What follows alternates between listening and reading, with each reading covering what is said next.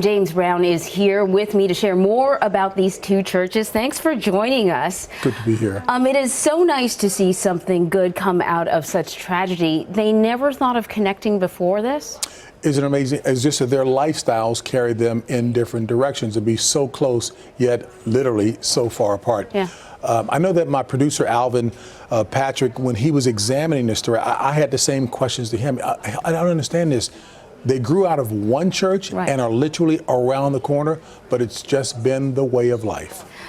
So there have been intense conversations, young and old. What are they talking about? And I should add, interestingly, that a number of the congregants in both churches went to school together.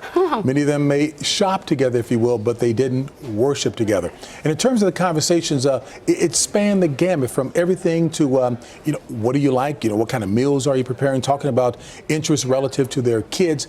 And I think the deeper they dug and pulled the layers back, the more they found common ground. We have the same interests, we have the same concerns, the same angst, if you will, that you have. And that's been one of the revealing things that have come out of this. Well, if you say many of them went to school together, probably shopped in the same places, maybe even worked in the same places, they were sharing their lives, really, except for the period of time that they were in church. To me, and this is just my interpretation, but when you think about the Jim Crow laws and segregation in the Deep South, again, folks, many people didn't see anything wrong with that. They just felt that it was a way of life because they grew up that way. However, and I think you heard Mr. Richard Mathis make the point, there wasn't any negative thinking about them. It's just the way it was. But now that they are engaged in these racial reconciliation conversations, people can understand there's no reason for this to continue.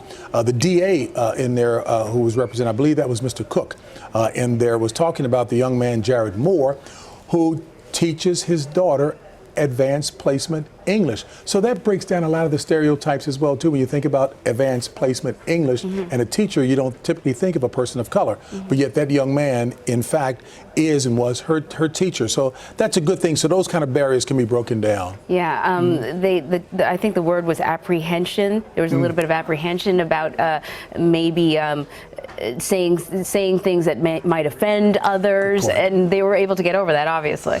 Emery, you know what? That's one of the biggest, I think, barriers to people engaging in not homogenous discussions, but diverse discussions. We need to hear it. And again, these are church people, so one would think that they would put on the armor of patience, the love armor, if you will, to hear people. I know there was one conversation held in a diverse setting where one Caucasian woman said, one of the biggest challenges I have is these weird names that so many young black people give their kids. And then yet a black parishioner said, you might want to use the word unique in that regard. So that, I think, kind of underscores how people have to be patient and listen with loving ears and then play back to help folks get to the right position. Yeah, does that make sense? It certainly does. It makes a lot of sense for them and for the rest of us. James Brown, thank you so much. Thank you for having me.